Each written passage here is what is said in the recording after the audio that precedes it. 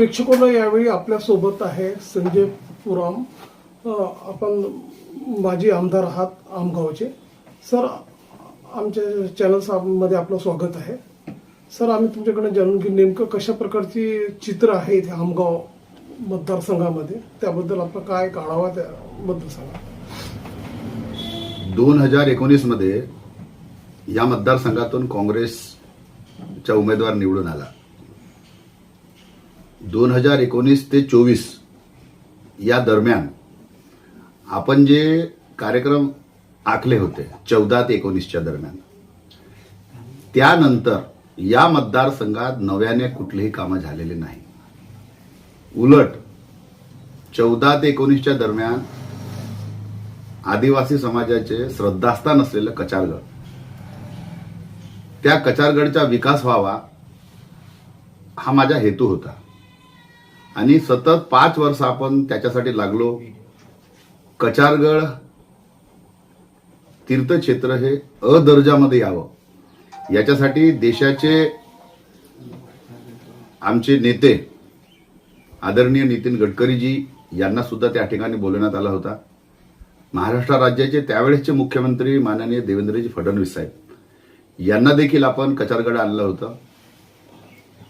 14 ते 19 मध्ये जो विकास आपल्या माध्यमातून या ठिकाणी झाला, तो विकास मात्र 19 ते 24च्या दरम्यान काँग्रेसच्या आमदारांच्या हातून होऊ शकले नाही.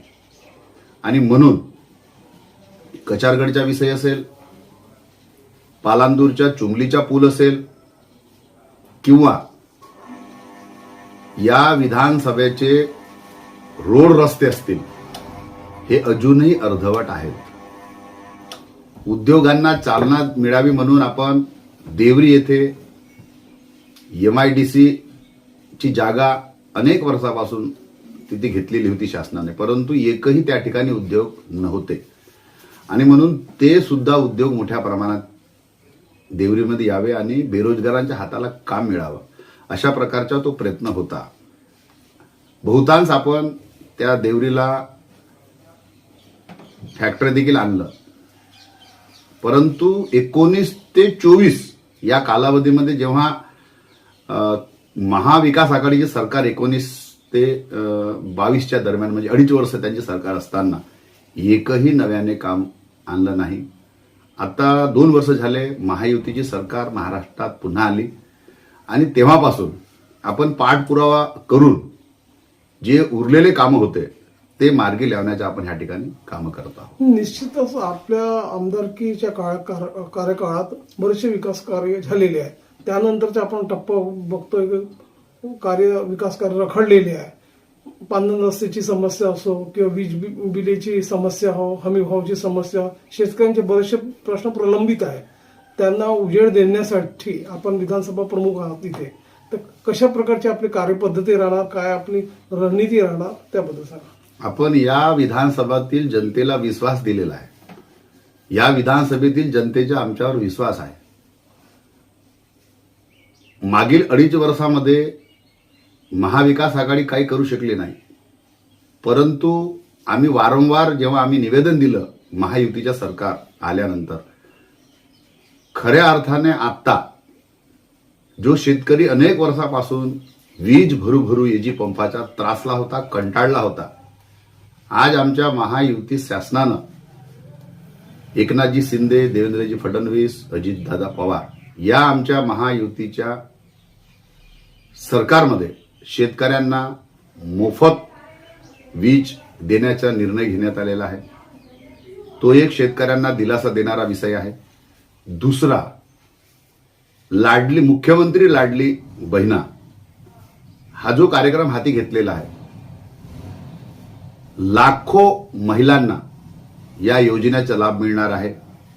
एवढंच नव्हे तर महायुतीची सरकार आल्यानंतर आपण जनतेला सांगितलं होतं की जेव्हा आमची सरकार येईल तेव्हा अनेक योजना असे तयार होतील जे सर्वसामान्य लोकांच्या कामी पडतील आणि असेच योजना आज संपूर्ण राज्यामध्ये राबवल्या जात आहे. त्याच्यातूनच या विधानसभेतील जे काही अडचणी होत्या त्या देखील आपण सातत्याने सोडवण्याचा प्रयत्न करतो आहे. आज महिला बचत गट आहे. महिला बचत गटाला सुद्धा अनेक योजना आलेल्या आहेत, परंतु प्रत्यक्षात त्यांच्यापर्यंत पोहोचवावं हा आमच्या शासनाचा उद्देश आहे.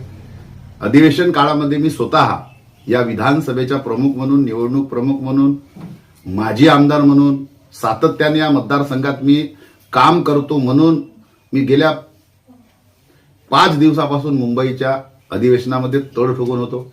अनेक निवेदनं दिलं, ज्याच्यामध्ये अनेकांना त्याच्या भविष्यामध्ये लाभ होणार आहे. मला जी जबाबदारी पक्षाने माझ्यावर सोपवलेली आहे ती निश्चितच जनतेला न्याय देण्यासाठी मी सातत्याने प्रयत्न करतो आहो आणि त्याच्यामध्ये मी खरा पण उतरत आहे. आज जो विद्यमान आमदार आहे त्याच्यावर जनतेचा अजिबात विश्वास राहिलेला नाही.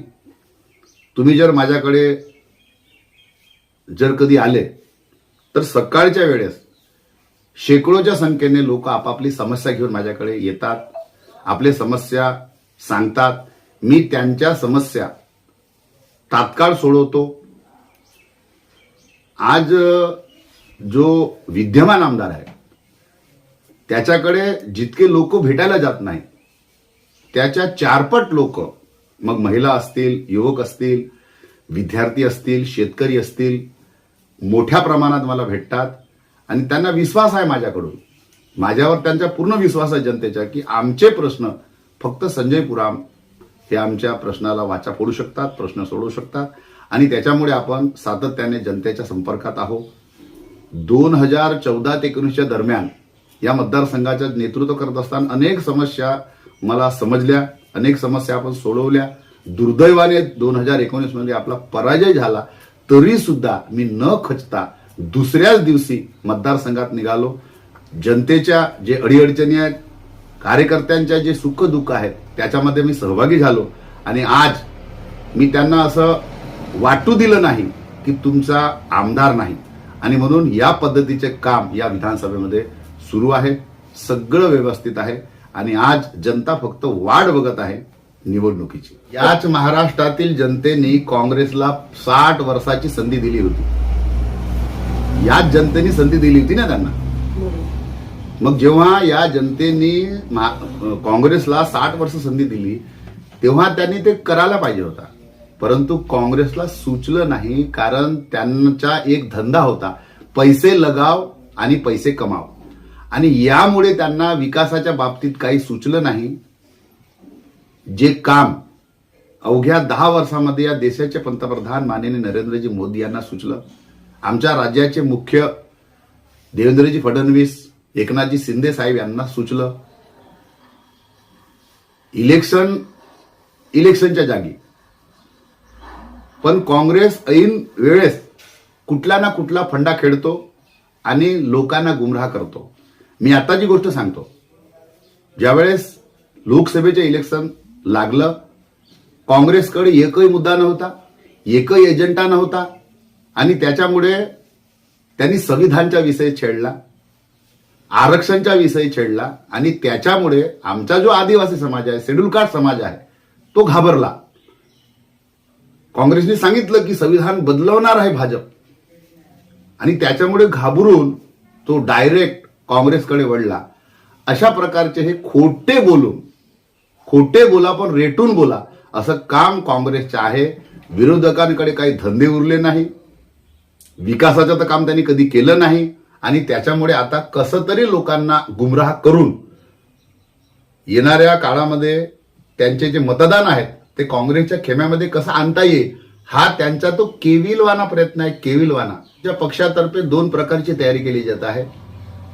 एक तर या मतदारसंघामध्ये पूर्ण बैठक घेऊन जे आमचे कार्यकर्ते आहेत, पदाधिकारी आहेत, त्यांना डायरेक्ट सूचना करण्यात आलेला आहे की तुम्ही घराघरापर्यंत पोहोचा आणि लाडकी बहीण योजनेचा फॉर्म त्या महिलेकडून भरून घ्या.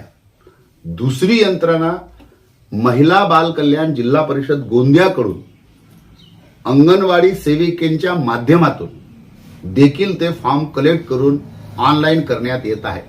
त्याच्यामुळे आम्ही काळजी घेत आहोत की एकही आमची बहीण या योजनेपासून वंचित राहणार नाही. आमचा कार्यकर्ता उतरलेला आहे कामासाठी आणि त्याच्यामुळे निश्चितच या लाभापासून कोणालाही वंचित ठेवता येणार नाही. पूर्ण आमची तयारी झालेली आहे. गेल्या अनेक वर्षापासून कल्याणकारी योजना शासनाने तयार केलेली आहे. माझी समस्त जनतेला विनंती आहे की आयुष्यमान भारत असेल, शेतकऱ्यांच्या खात्यावर डायरेक्ट जाणारी निधी असेल, स्टार्टअप इंडिया असेल, किन इंडिया असेल, युवकांसाठी राबवलेली जी योजना आहे, आपण त्याला म्हणतो मुद्रा योजना. तर ह्या योजना पूर्ण जिल्हाधिकारी कार्यालयामध्ये, माहिती विभागामध्ये, जिल्हा परिषदमध्ये, तहसील ऑफिसमध्ये, पंचायत समितीमध्ये चार्ट लावलेला आहे.